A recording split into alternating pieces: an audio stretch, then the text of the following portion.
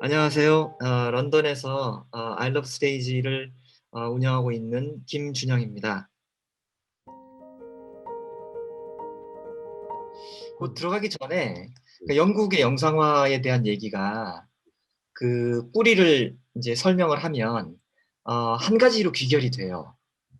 그게 어떤 거냐면 기술을 도입하면서 많은 사람들이 보게 하는 요걸로 다 집약이 되거든요. 어떤 얘기를 풀어내더라도 실질적으로 영국의 많은 기관들이 왜 영상을 도입하고 그거 외에 다른 뭐 애플리케이션을 개발하거나 또는 지금 국립극장에서 그 기술을 도입해 가지고 작품을 만들어내고 있는 이런 것들에 대한 이유를 인제 쭉 밑으로 내려가 보면 결과적으로 '많은 사람들이 보게 하고 싶다.'로 귀결이 돼요.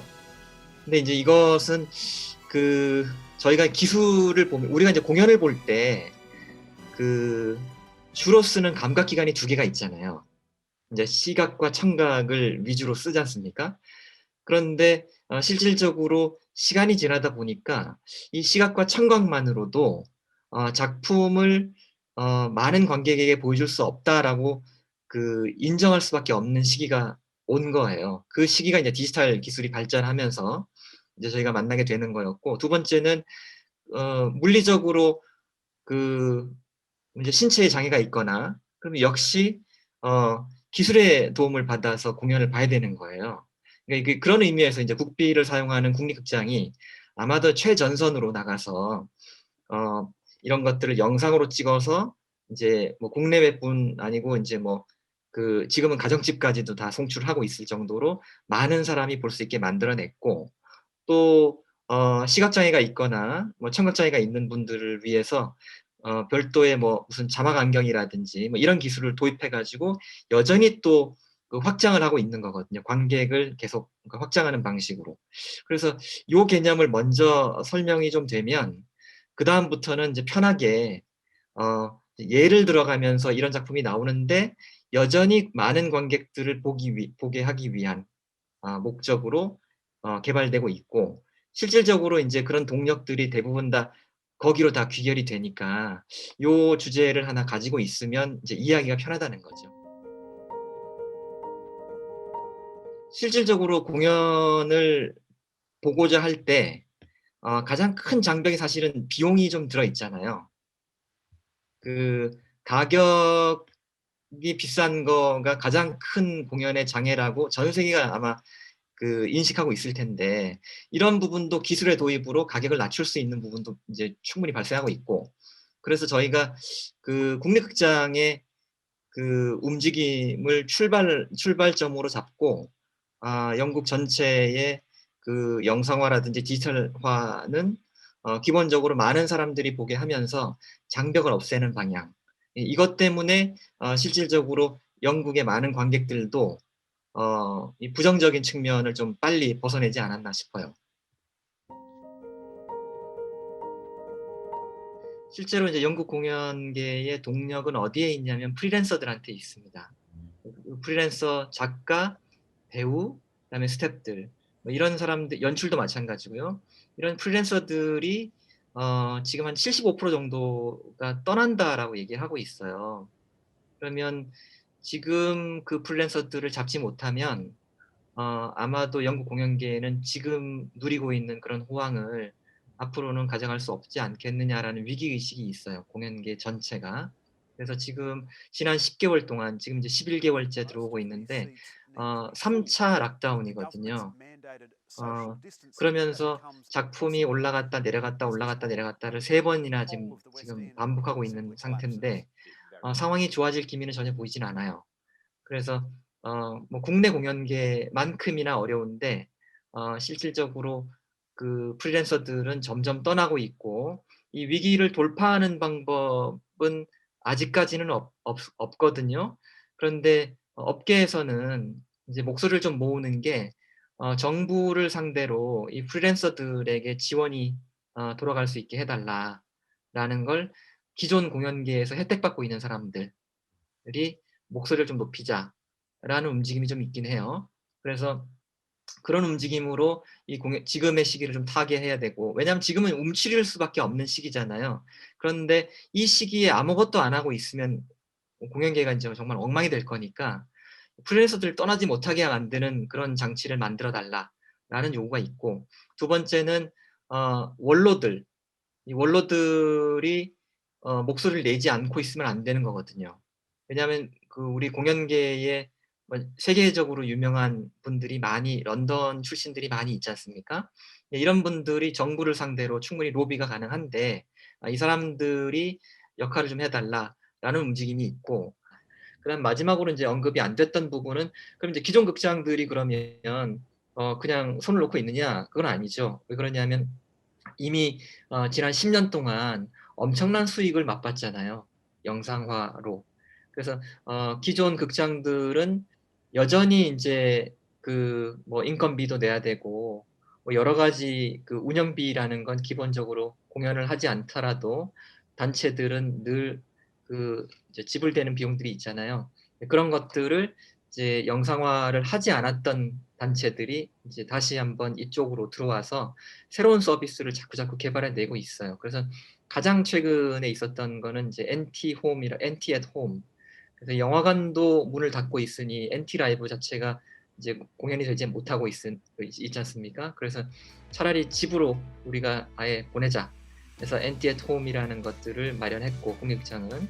그다음에 예전에 국립극장이었던, 국립극장이 만들어지기 전 단계의 국립극장이었던 올드 빅 시어터라고 있어요.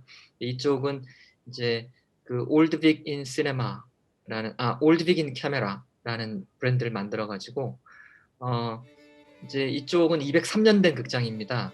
203년 동안 단 한 번도 라이브를 그 이제 벌인 적이 없는데, 이 상황에서는 그러면 어떻게 해야 되느냐? 우리가 라이브를 고집하면서 영상을 쓸 수 있는 방법은 없느냐 했을 때, 관객은 초대하지 않고 그 무대의 객석을 바라보고 배우들이 라이브로 연기를 하고, 그걸 카메라로 라이브로 생중계하는, 그리고 티켓을 판매하는 방식도 라이브하고 똑같이 공연 시작 뭐 서너 시간 전에 매표를 닫고, 그다음에 뭐 예를 들어서 뭐 1,000명, 2,000명 이상 공연을 볼 수 있게 안 만든다는 거죠. 그래서 인제 원래 이제 1,000석짜리 극장이에요. 그래서 인원 제한도 하고, 왜냐하면 이렇게 송출을 개별로 송출하는 방식이거든요, 이 그 올드 빅 인 카메라는. 그래서 그 비용을 내고 나면 한 개의 기기에 이제 공연을 볼 수 있게끔 해 주는 거예요. 그러다 보니까 만약에 뭐 예를 들어서 뭐 4,000 명, 5,000명 정도가 한꺼번에 몰리면 이제 이걸 또 실행해야 되는 내부 직원들이 많이 들어가잖아요. 그래서 그것들을 피하기 위해서 제한된 인원으로 그 공연을 라이브로 보여주는 방식으로 이제 오픈을 했고, 크리스마스 캐롤이 인제 크리스마스 시즌에 맞춰 가지고 찰스 디킨슨의 그 이야기를 작품으로 만들어 냈는데, 이번에 그 소개하면서 오늘 새벽에 인제 여기 영국 시간으로 새벽에 나온 정보는 80만 파운드를 벌어들였다 하더라고요, 요 브랜드 하나로. 그러면 지금 한 10억 정도 해당되는 비용인 거죠. 그래서 실질적으로 그 이런 방식으로 203년 된 오래된 전통 있는 극장이 어 이제 영상화를 채택하면서 새로운 그 동력을 또 만들어내고, 그러니까 기존 극장들은 '그러면 왜 이런 사람들이 자꾸 이런 살아 움직이려고 하는 방식으로 자꾸 이렇게 뭔가 만들어내고 하느냐.' 그러면 이 업계가 이렇게 움직이지 않으면 생태계가 다 없어져요. 그래서 그 뉴욕 같은 경우는 좀 실용주의 문화가 있잖아요, 미국은. 그래서 이런 시기에는 다 문 닫고 그냥 스톱, 올 스톱 그렇게 들어가는 반면에, 영국은 뭐 한국처럼 끊임없이 프로듀서가 새로운 것들을 만들어내고 적자를 보면서도 또 그 작품을 만들어서 극장에 올리고 하는 이유가, 그렇게라도 하지 않으면 신인들이나 작가들이 다 떠나니까 이제 그런 걸 인제 방지하기 위해서 이제 노력하는 거죠. 그러니까 지금은 어쩔 수 없는 과정입니다. 지금 뭐 국내도 마찬가지고. 대신 나름대로 뭔가를 찾으려고 하는 거죠. 그다음에 마지막으로는 2025년 정도에 아마도 2020년 초에 연극계로 공연계로 복귀가 되지 않겠느냐라는 예측을 하고 있어요. 예, 만약에 2025년 정도쯤에 다시 돌아오기만 한다면, 그러니까 정상 상태로 이제 복귀하는 거죠. 회복하는 걸, 그러니까 완전하게 회복되는 걸 2025 년으로 보고 있는데, 2025 년이 된다면 '굉장히 다행이다.'라고 생각하고 있어요, 그것도. 그래서 그 순간을 기다리면서 여전히 공연계가 해야 될 일이 있는 거죠. 이게 뭐냐면, 아 유럽은, 프랑스도 그렇고 영국도 마찬가지로 전쟁이 끝났을 때 가장 먼저 국민을 치유했던 게 공연 문화예요. 그래서 에딘버러나 아비뇽 축제가 47 년에 만들어지는 게 그런 의미거든요.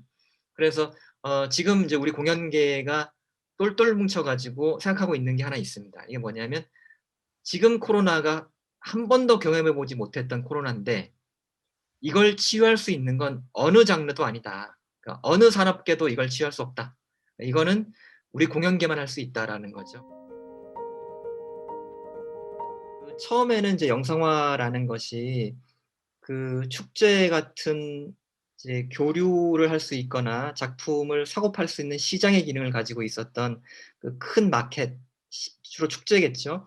그런 축제에서 내 작품을 프로모터나 프로듀서에게 소개할 때, 극장주에게 소개하는 방식으로 영상화를 많이 채용을 했었어요. 근데 대신 그 당시에 영상화라는 건 어 영상 자체가 유통되는 방식이 아니었고, 라이브 공연을 유통하는 방식으로, 소개하는 방식으로 영상을 도입해 가지고 보여줬던 방식이었던 거고, 이것이 이제 올림픽을 전후로 해서 정부 지원금들이 각 극단마다 내려가야 되는 지원금들이 없어지다 보니까 어 '자생할 수 있는 뭔가를 만들어내자.' 하면서 고민으로 인제 그런 고민을 통해서 영상화로 본격적으로 인제 바뀌어지는 건데, 그 당시에 많은 프로듀서라든지 업계에 있는 예술가들이 불안했던 요소들, 이런 것들은 기존 전 단계에 이미 프로모팅용으로 만들어 냈던, 그 당시에 이제 EPK라고 불렀는데요. 그 EPK는 일렉트로닉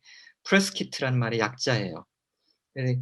프레스 키트는, EPK는 프로모션용으로도 나올 수 있고 프레스용으로도 나올 수 있는데, 어쨌든 지금도 EPK라는 용어는 그대로 쓰고 있지만, 그래서 한 10여 년 정도, 과거 10여 년 정도 EPK를 충분히 인제 제작하고 그걸로 유통을 해 왔기 때문에 일종의 반감이 좀 많이 없어졌던 것뿐이죠. 국내에는 그런 EPK를 가지고 그 당시 에딘버러를 오셨던 분들이 그렇게 했느냐, 국내에는 여전히 플로피 디스크나 CD롬으로 영상을 찍어 온 게 아니고 이미지를 담아 오셨어요.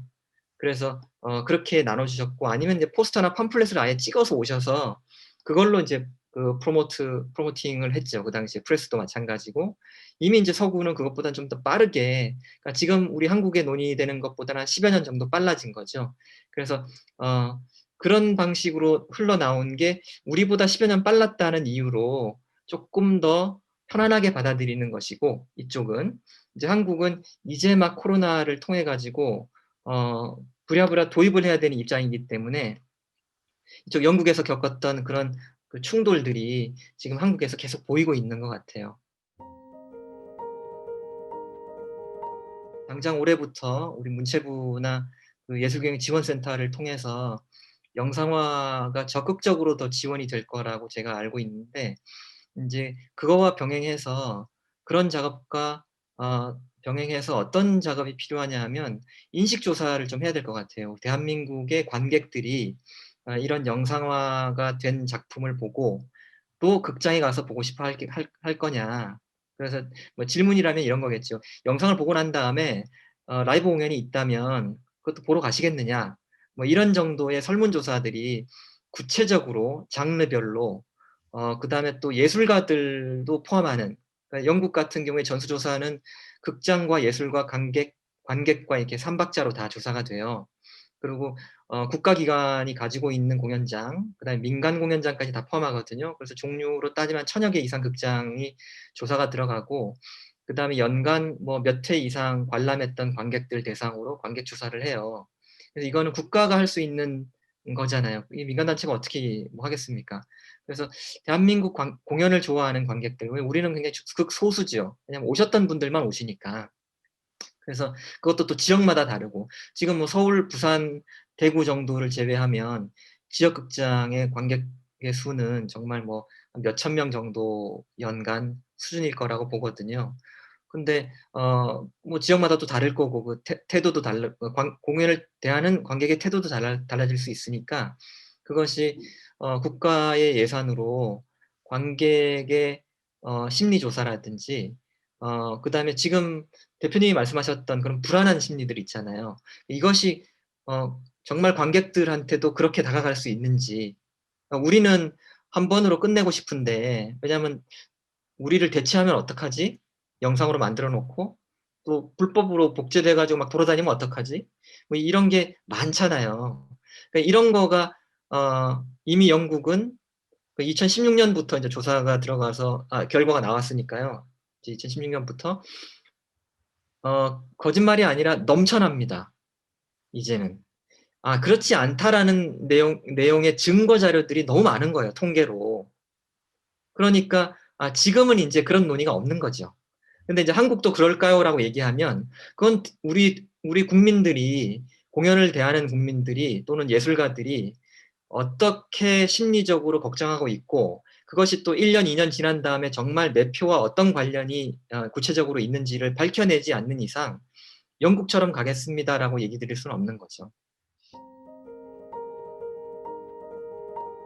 이런 풍토는, 또는 이런 입장은, 영국의 입장은, 영상화를 놓고 관대해질 수밖에 없는 입장은 영상화 하나만으로 나온 건 아닌 것 같다. 어떤 거냐 하면, 초기에 그 국내에서 리허설하는 장면들을 공개하지 않았었어요, 외부에. 근데 인제 영국은 어 리허설을 팝니다. 리허설하는 장면을, 어차피 공연이라는 게 그 티켓 수익만 가지고 운영할 수 없으니까 뭐 식음료도 팔아야 되고 뭐 공장에서 하는 일이 많아요. 근데 리허설 장면을 싸게 팔아요.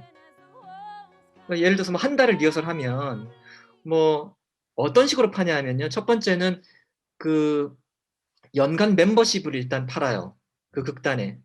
멤버십을 팔아 가지고 얼마 이상 지급한 사람들은 리허설에 무료로 들어올 수 있는 거죠, 멤버십들은 무조건.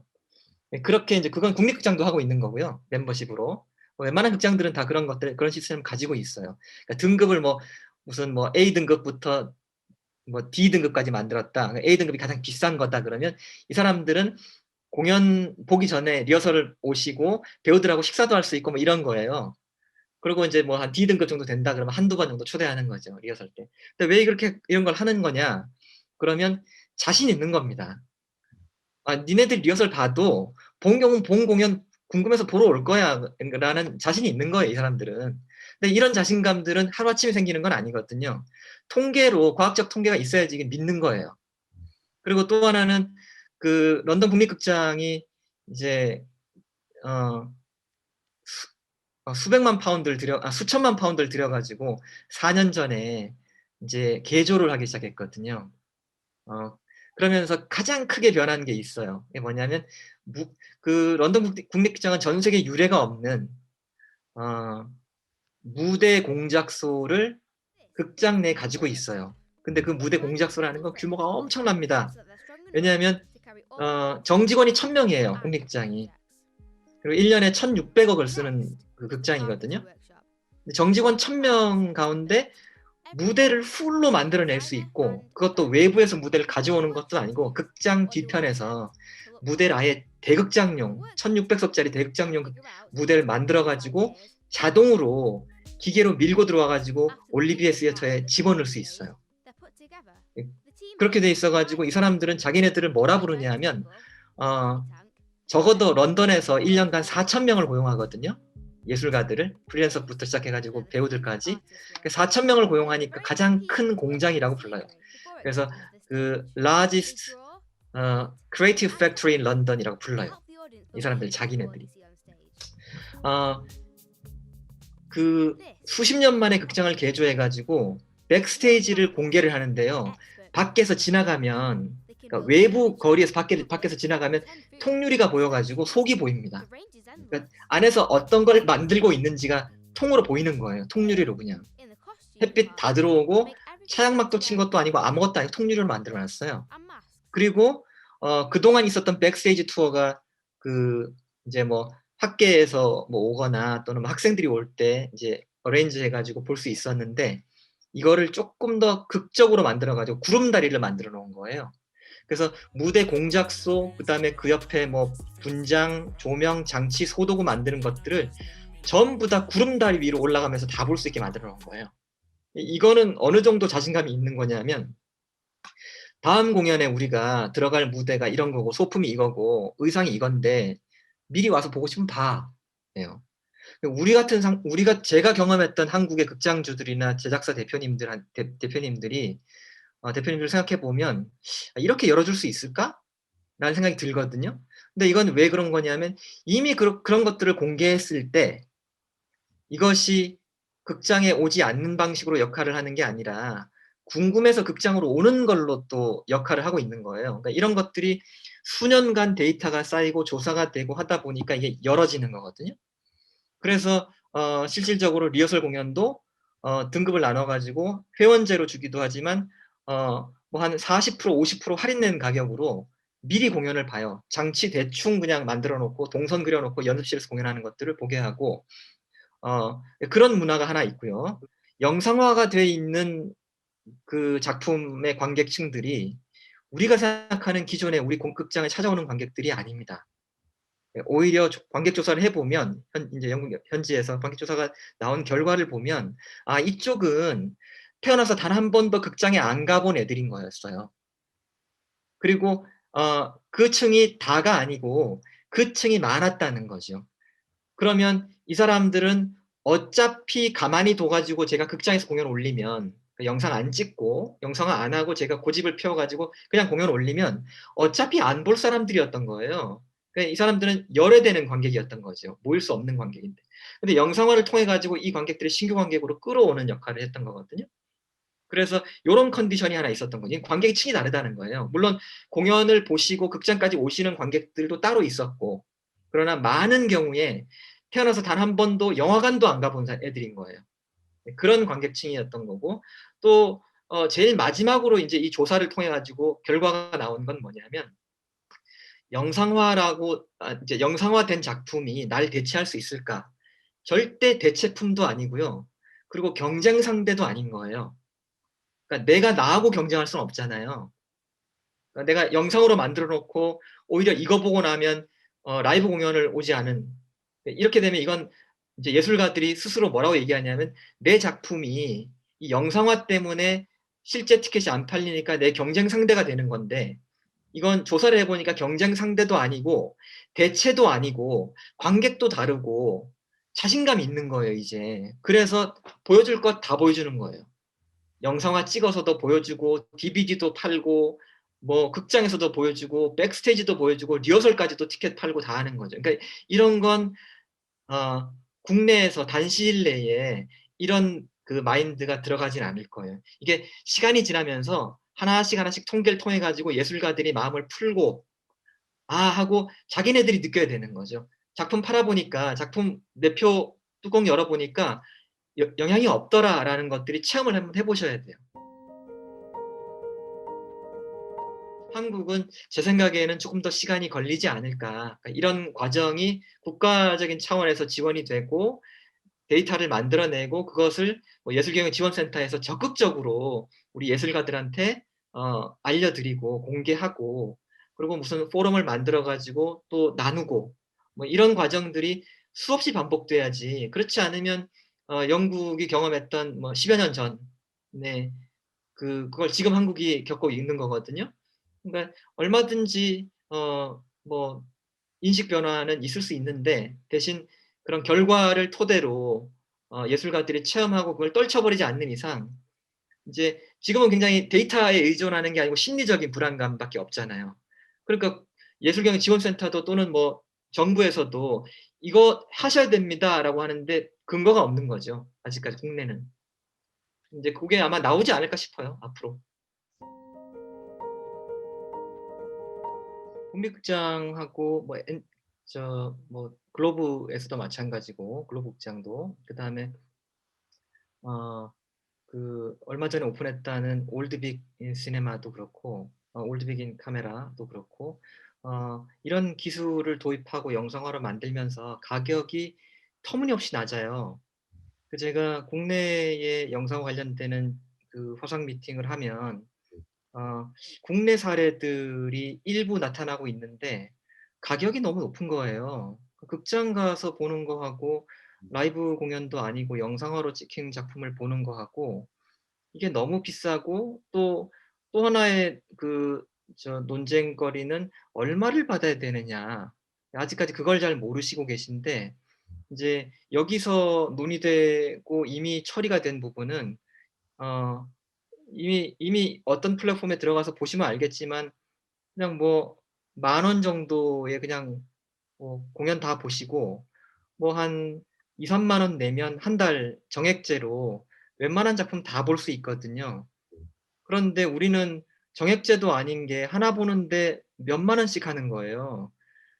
이 영상화에서 그 이제 버리지 말아야 될 개념이, 많은 관객이 보게 하고 적은 비용으로 열어주는 거죠, 공연을 볼 수 있게끔. 그래서 실질적으로 작은 수입들이 많이 모여서 큰 수익을 만들어내는 구조에 지금 기여를 하고 있는 것이고, 이거는 자신감의 근거에서 나오는 거예요. 예를 들어서 이번에 크리스마스 캐롤을 홍보하고 한 지 얼마 안 됐는데 80만 파운드를 번 거거든요. 10억을 번 거거든요. 이거는 자기 극장에서 1년 내내 공연을 해야 된다는 입장이에요. 그 정도의 관객을 모아 가지고 그렇게 보여주려면. 근데 어 그 그만한 관객이 모이고, 물론 이번에 판매됐던 것 가운데 80만 파운드는 수익이 생겼지만, 나머지 무료로 본 사람들이 너무 많습니다. 이 작품을 왜 무료로 보냐면, 학생들은 무료로 봐요. 그다음에 양로원 무료로 봅니다. 그래서 그쪽까지 예를 들어서 그걸 수익으로 잡았으면, 예를 들어서 그러면 진짜 한 번의 오프닝으로 한 1년 정도의 수익이 나오는 걸로 잡힐 수 있는 거거든요, 그 작품 하나로 1년 수익이. 왜냐하면 상설로 매번 할 수 있는 공연이 아니에요. 그러니까 뭐 이번에 한 달 공연하고 나면 9개월 뒤, 10개월 뒤에 또 한 달 공연하는 정도의 작품인데, 근데 온라인으로 한번 오픈하고 80만 파운드에 대한 수익이 나와 가지고 감사의 메모를 보내고 있거든요, 지금 극장에서. 그러니까 이런 것들이 자신감에 근거하지 않으면 터무니없이 가격을 높여 가지고 작품 만들어 놓고도 아무도 찾아오지 않게끔 하는 오류가 생기는 것 같아요. 국내 시장에서는 관객층이 워낙 얕아서, 우리 공연 시장의 관객층이 워낙 얕고, 전통 공연도 관객층이 얕고, 무용도 적고, 뭐 일반 연극보다는 뮤지컬이 쪼끔 더 관객층이 쪼끔 두텁고, 뭐 그러다 보니까 뭐 뮤지컬 관련되는 작품들 위주로 영상화가 쪼끔 고급화돼 가지고 나오는 것 같아요. 근데 거쳐야 되는 뭐 그런 과정이 아닌가 싶기도 해요. 그러면서 업계가 지금처럼 일반 공연들도 찾지 않는 관객들이 있잖아요. 물론 작품을 만들어 내고도 관객이 찾지 않는, 예, 그런 것처럼 국내는 영상화가 된다 하더라도 뭐 이것이 이 시장이 크게 변화가 될 수 있을까? 전 당분간은 큰 변화는 없다라고 봐요. 왜 그러냐면 이미 무료 영상들이 차고 넘치거든요. 유튜브에도 차고 넘치는 영상들이 많은데, 이걸 뭔가 신선함이라든지 새로움이 없으면, 무대에서 했던 거를 찍었을 때 그 공연 언어를, 그러니까 영상 언어를 찾아야 되는 것 같아요. 근데 이제 그렇게 찾지 못하면 '드라마와 뭐가 다를까?' 또는 '유튜브 영상과 뭐가 다를까?' 사람들은 비교하기 시작할 겁니다. 그래서 저는 국내 영상이 나올 때 두 가지를 염두했으면 좋겠는데, 하나는 '우리만의 영상 언어가 좀 나왔으면 좋겠다.' 라는 게 하나 있고, 이게 일반 드라마를 찍어 놓은 것과는 다른 그런 영상미가 좀 있어야 될 것 같아요. 그 영상 언어가 개발돼야 되는 거고, 두 번째는 국내 내수를 가지고는 게임이 안 될 거예요. 뭐 라이브도 공연이 안 되는데 뭐 영상 찍어 놓으면 얼마나 더 힘들겠어요. 그러니까 그렇게 찍힌 영상들이 해외에 어떻게 하면 소개할 수 있을까라는 걸 좀 염두에 하고 영상 작업에 임했으면 좋겠어요. 왜 그러냐면 저 같은 경우는 지금 이제 영상 작업이 된 것들을 해외에 소개하는 걸 올해 이제 시도할 생각이에요. 우리나라 작품을 해외에 소개하고 싶어 하는 그런 하고자 하는 그런 제작사 대표님하고 연계해 가지고 작품을 찍고 새로운 플랫폼에 올려서 유통을 한번 해 보고 싶은 생각이 있어요. 왜냐하면 해외 입장에서 바라보면 국내 작품은 없는 작품입니다. 국내에서 만들어지고 국내에서 사라지고 없는 거예요. 근데 우리는 어 뭐 한국의 그 뭐 제작사 대표님은 런던으로 오시거나 뉴욕에서 작품을 찾아서 애써 찾아 가지고 그 작품을 들고 들어가서 라이센싱으로 공연을 만들어 내는데 영미권의 프로듀서들은 누구 하나 그렇게 하는 사람이 없잖아요. 그리고 지금 영상화가 아니라면 대본이라도 보고 싶은데 영어로 번역된 대본이 어디에 있는지 알 수도 없어요. 근데 영상화가 약간 기회가 될 수 있겠다라고 보는 건 뭐냐면 '아 우리 작품이 노출될 수 있는 절호의 기회다.'라고 보는 거죠. 그리고 물론 영상화를 찍는다 하더라도 여전히 언어의 장벽이 있을 텐데 이 언어의 장벽을 어떻게 극복하느냐, 그리고 어떤 방식의 자막을 이용해 가지고 작품을 만들어내야 될까, 뭐 이런 것들을 고민해 가면서 기획해서 작품을 영상화를 만들어낸다면 그러면 한 번 찍어 놓은 것들은 충분히 활용이 가능하게끔 돼야 되잖아요. 근데 이제 급하게 그냥 뭐 예산 받아서 써야 되니까 그냥 리허설 하듯이 하면서 찍고 털어내고 그냥 지원금 받아내고 끝나는 방식은 한 번의 노력으로 너무 그 에너지를 낭비하는 것 같은 거죠. 그래서 인제 해외 유통을 좀 고민하셔 가지고 이왕 한번 찍을 거 찍게 된다면 그러면 쪼끔만 더 고민하셔 가지고 우리 작품이 해외에 노출될 수 있도록, 왜냐하면 우리 작품은 국내에서만 보여지기에는 아까운 작품들이 꽤 많아요. 처음에 인제 1990 년도부터 2000 년까지를 보면 아 그 이 시기가 인제 어떤 시기냐 그러면 우리가 어 그 이제 컴퓨터 저장 장치 가운데 CD롬이 만들어지기 시작했던 시기예요. 그러니까 CD롬이라든지 DVD. 그전에는 요거보다 더 전에는 플로피 디스크라는 게 있었거든요. 근데 이제 2000 년대에 오면서 CD롬이라는 게 만들어지면서 우리가 작품을 홍보를 하거나 뭐 이제 프레스에 전달할 때 쓰는 그런 내용들을 주로 CD롬에 담아 가지고 영상으로 트레일러를 넣고 전달했던 시기입니다, 요 시기가. 이때까지는 그 영상화에 대한 것들이 '수익을 창출한다.'라는 개념이 없었던 시기예요. 왜 없었냐 그러면 그때는 라이브 공연에 대한 유통을 어 그 목적으로 이 CD를 만든 거였거든요. 영상을 돌리겠다는 개념이 아니었고. 그랬는데 2007 년도에 오면서 어떤 그 모멘텀이 발생하냐 하면 BBC라는 방송국에서 디지털 영상을 모바일 앱으로 송출하는 BBC 아이플레이어라는 게 개발이 돼요. 그래서 인제 이때부터는 영국 전역에 뭐 영국뿐만 아니고 인제 전 세계가 '아 이제는 뭔가를 핸드폰으로 우리가 영상을 볼 수 있는 시간이 왔구나.' 이런 이때만 하더라도 BBC 같은 경우는 연극이라든지 뮤지컬을 또는 무용이라는 장르들을 그 BBC 방송국에서 계속 틀어 줬던 시기였거든요. 그러다 보니까 모바일 앱이 있으면 당연히 그런 장르들의 작품들도 모바일로 볼 수 있게 되는 거잖아요. 그러면서 2009 년에 그리고 2010년 고 사이가 인제 올림픽이 발표가 되던 고 시기입니다, 런던 올림픽이.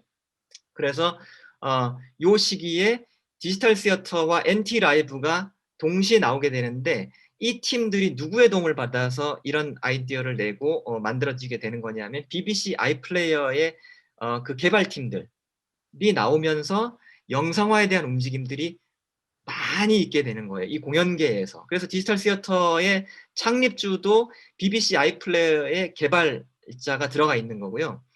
NT 라이브도 실질적으로 BBC에 의존을 많이 하고 있죠. 이쪽 그 영상 송출이라든지 이런 쪽으로.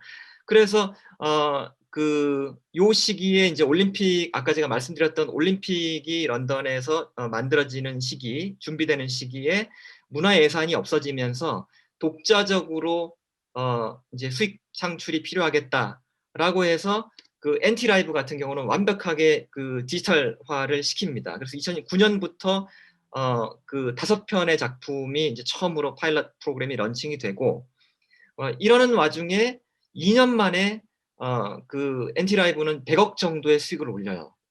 실질적으로 NT 라이브가 만들어지고 2년 만에 100억 정도의 수익이 창출되는 걸 보고, 영국의 아트 카운슬 잉글랜드라고 우리말로 하면 이제 그 예술위원, 문화예술위원, 문화예술회, 뭐 이렇게 이제 번역되는, 그러니까 이쪽에서 디지털로 전송되는 연극이라든지 뮤지컬이 수익을 창출하네라는 걸 알게 된 거죠.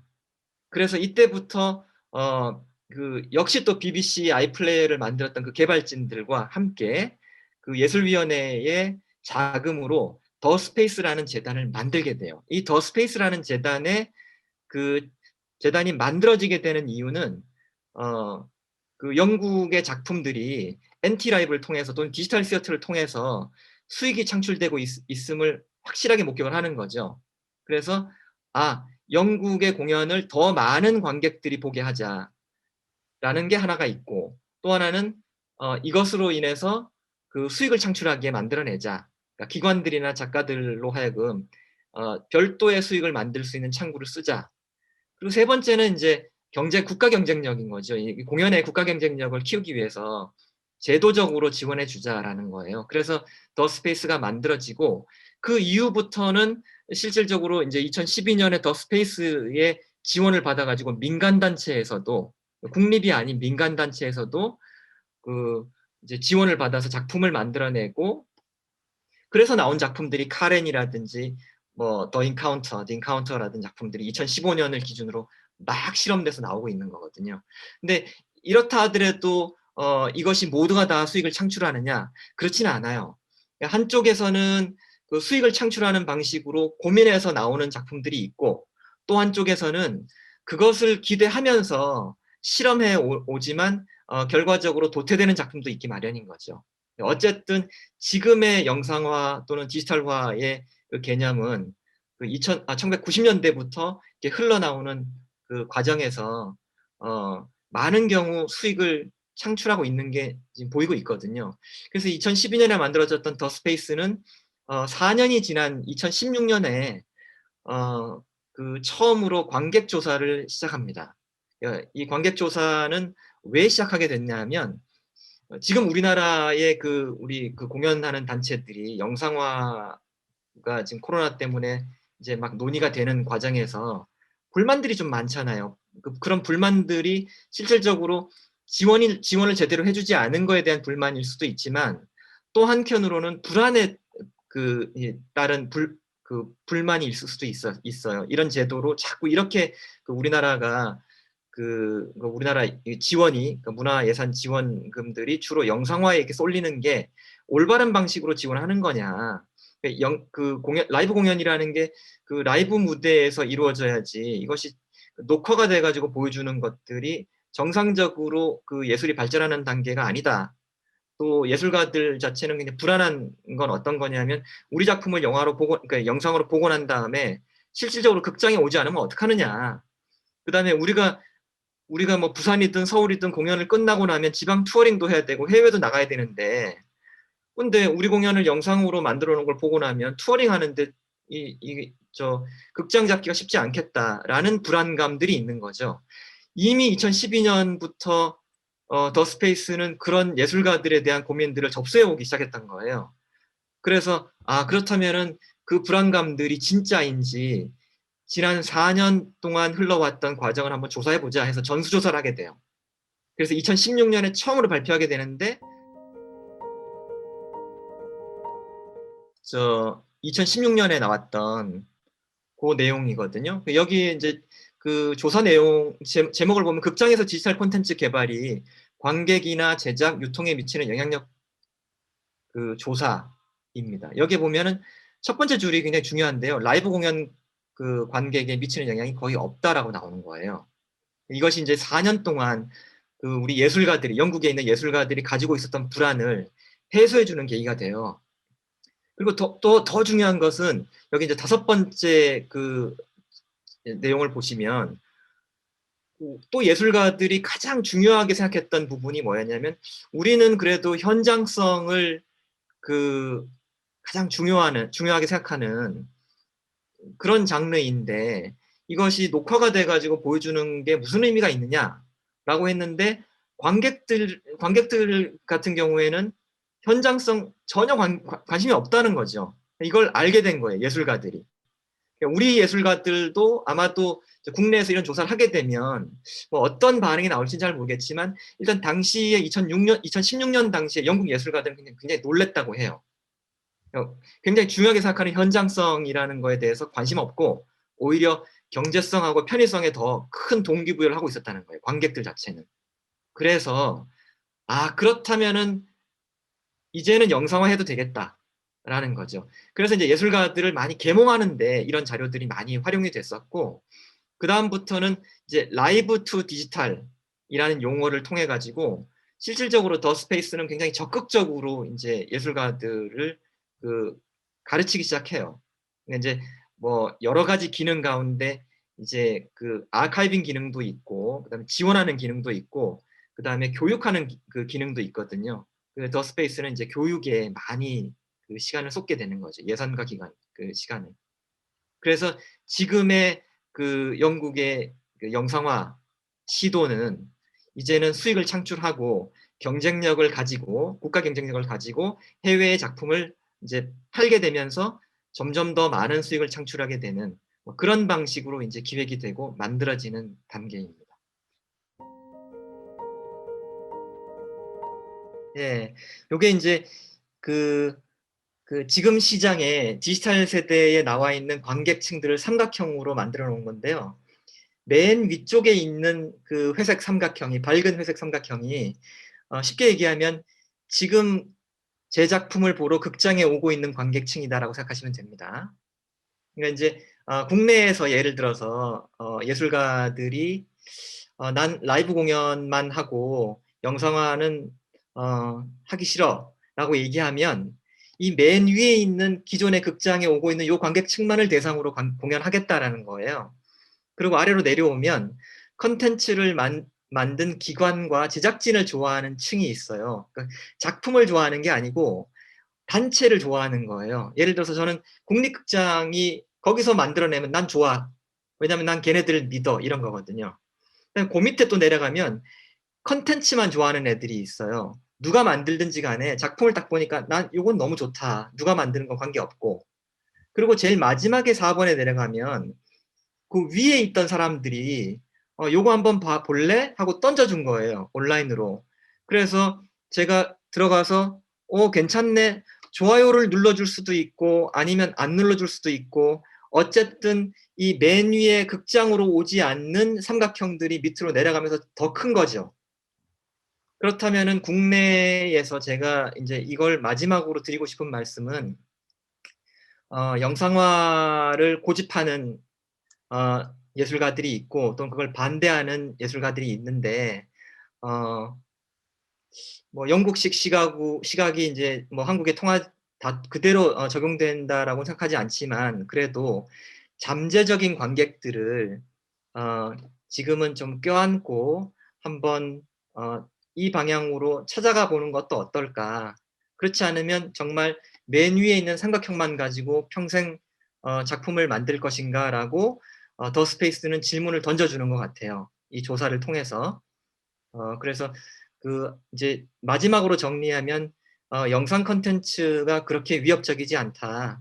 그리고 지금 본인들이 하고 계시는 라이브 작품에 전혀 영향을 미치지도 않고 있더라."라는 통계가 국내에서도 1-2번 정도 나와 주기만 한다면 아마도 우리 업계에서 우리 공연계에서도 새로운 시도를 좀 편하게 마음 편하게 지금 굉장히 하시는 것 같은데 마음 편하게 한번 진행해 보지 않을까 싶습니다.